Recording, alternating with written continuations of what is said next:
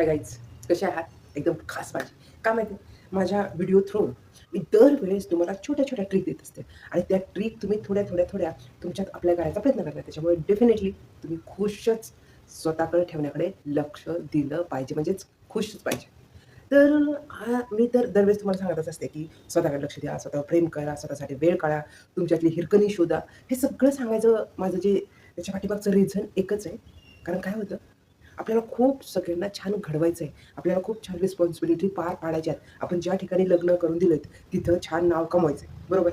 तर ह्या सगळ्या गोष्टीमध्ये काय होते माहिती आहे, तुम्ही इतका छान मनाच्या आहात, तुम्ही इतक्या प्रेमळ आहेत, पण ह्या जबाबदारीच्या मध्ये तुम्ही अशा रगडल्या गेल्या आहेत. का माहिती आहे?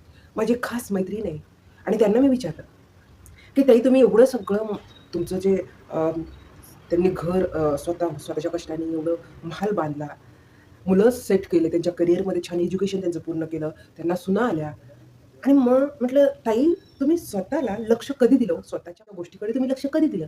तर त्यांनी माझा हात हातात घेतला आणि सांगितलं, "वैशाली खरं सांगू, मी वयाच्या 60 वर्षाच्या नंतर स्वतःकडे पाहायला लागले."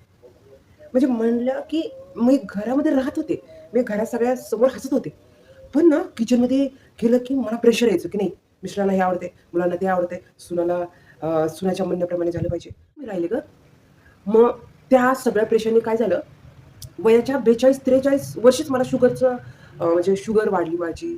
त्याचे मला टॅबलेट सुरू झाल्या, बीपीचा सुरू झालं, म्हणजे बीपीची टॅबलेट सुरू झाली. आणि मला त्या म्हटल्या, मला असं वाटलं, की सगळ्याच लेडीजचं असंच होत असेल. म्हणून मी एक्सेप्ट केलं आणि त्याच्याबरोबर आज त्या टॅबलेट खात-खात हा प्रपंच मी ढकलीत आणला. आणि ह्या सगळ्याचा सार असा झाला, मुलं सेट झाले, सुना छान सेट झाल्या, नातू झाले, मिस्टर छान राहिले.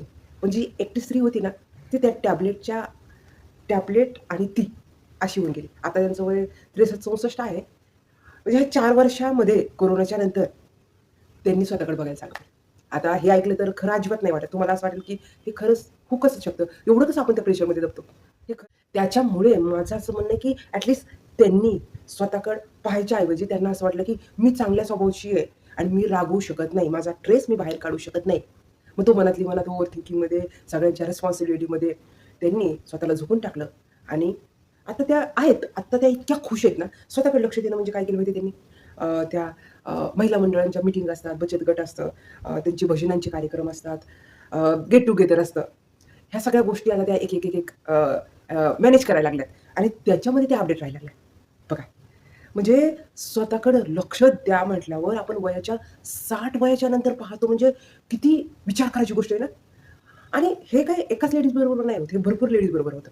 तर माझं असं म्हणणं आहे, की तुम्ही खूप प्रेशरमध्ये आहेत, तुम्ही खूप चांगल्या मनाच्या आहात आणि तुम्हाला हे सगळं पार पाडायचं आहे. पण मग त्याच्यामध्ये मी त्यांना विचारलं, की "ताई तुम्ही कधी थोडासा व्यायाम या गोष्टीकडे लक्ष दिलं?" त्या हसल्या. म्हटलं, "व्यायाम हे लेडीजनी आवर्जून त्या वर्किंग वुमन होत्या. लेडीजने व्यायाम करायचा असतो, स्वतःच्या बॉडीकडे लक्ष द्यायचं असतं, स्वतःची हौस पुरवायची. ह्या गोष्टी मी कधी माझ्या मनामध्ये आणल्याच नाहीत. मी फक्त करत राहिले.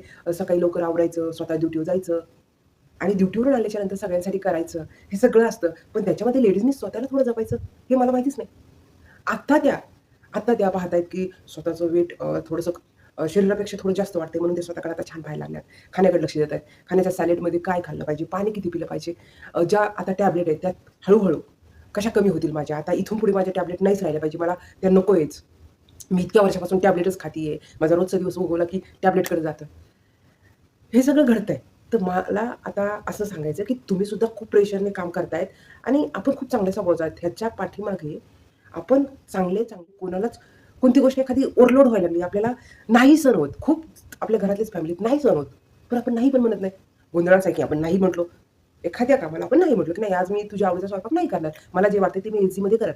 असं जर आपण म्हटलो, तर काय होतं माहिती आहे? मग असं वाटेल, की अरे त्याचं मन दुखेल. मग आपल्या मनाचं काय? तर आपल्याला तर फॅमिलीच्या विरोधात पण नाही जायचं.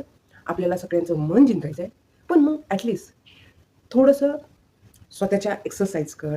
स्वतःच्या छोट्या-छोट्या विश कानातलं किंवा आपल्याला एखाद्या आवडीचा ब्लाउज टाकणं, 1-2 ड्रेस स्वतःसाठी घेणं किंवा घरीच एक्सरसाइज करायचं आहे. त्याच्यासाठी ज्या गोष्टी लागतायत त्या घरीच आणणं.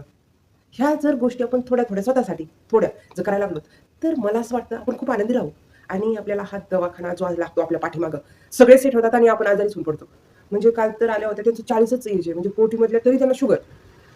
एकदा शुगर झाली का मग ना, त्या कोणतंही काम करताना म्हणतात, "नाही बाई मला शुगर आहे." मी केलं असतं, मी पटपट चढले असते शिड्या, मला शुगर आहे. म्हणजे प्रत्येक ठिकाणी मग आता त्यांचं ते होऊन जातं, की नाही मी हे करू शकत नाही. म्हणजे एखादा हँडिकॅप व्यक्ती नाही का, म्हणजे तो तरी माइंडनी चांगला हे असतो, स्ट्रॉंग असतो.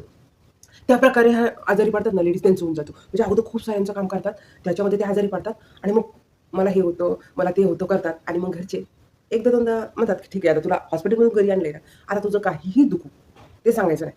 पहिलं कसं स्ट्रॉंग काम करत होती तसंच तू कर. असं होऊन जातो आणि मग आहे ना, मी पाहितलं की खूप रिच घरातल्या सुद्धा लेडीज आहेत. त्या अशा खूप हॅपी असताना असं माझी डेफिनेशन होती. पण ही डेफिनेशन चुकीची आहे. कारण त्या स्वतःकडे लक्ष देत नाहीत सगळ्यांच्या रिस्पॉन्सिबिलिटीमध्ये. जितक्या रिच घरातल्या लेडीज असतात, तितक्या त्या प्रेशरमध्ये दबलेल्या असतात. त्या अशा जे नॉर्मल असतात ना फॅमिलीतल्या, त्यांच्यासारखं ते हसू खेळू शकत नाही. सगळं त्यांचं स्टेटस थोडा वेगळा असतो. मग त्यांच्या भावना दबल्या जातात आणि मग त्यांना टॅबलेट लवकर चालू होतात. हॉस्पिटलच्या फेऱ्या चालू होतात आणि मग त्यात सुद्धा इतक्या छान घरामध्ये सुद्धा डिप्रेशनमध्ये असतात. म्हणजे माझी डेफिनेशन बदलली. जे कोणत्याही नॉर्मल मीडियमच्या असो नाही तर रिच घरातले असो, तिने स्वतःसाठी वेळ काढायचा आहे, तिने स्वतःला स्ट्रॉंग ठेवण्याकडे लक्ष द्यायचं आहे, तरच ते घर आनंदी राहू शकतं. आणि मग हे हॉस्पिटलच्या आपल्याला फेऱ्या करावं नाही लागणार. तुम्हाला तुमचं घर खूप छान सांभाळायचं आहे, तर त्याच्यात तुम्हाला छान सांभाळण्याकडे लक्ष द्या, केअर घ्या स्वतःची. म्हणजे खूप छान तुम्ही आनंदी राहता आणि मग तुम्ही आनंदी राहिला, की मग काय तुमचं घर आनंदी. तर प्लीज थोडंसं स्वतःकडे लक्ष द्या आणि स्वतःच्या छोट्या-छोट्या विशकडे आवर्जून पहा. म्हणजे काय होईल माहिती आहे का? त्यात तुम्हाला तो आनंद मिळेल, जो काही मिस झालाय इथून पाठीमागे पास्टमध्ये सगळ्यांच्या काळजीमध्ये. तो आता तुमची विश तुम्ही पूर्ण करण्याकडे लक्ष द्या. तो वेळात वेळ काढून तुम्ही माझा व्हिडिओ पाहिला त्याच्याबद्दल खूप सारे धन्यवाद. असाच व्हिडिओ पाहत राहा आणि व्हिडिओ जर आवडला तर नक्कीच लाईक करा. तर थँक यू.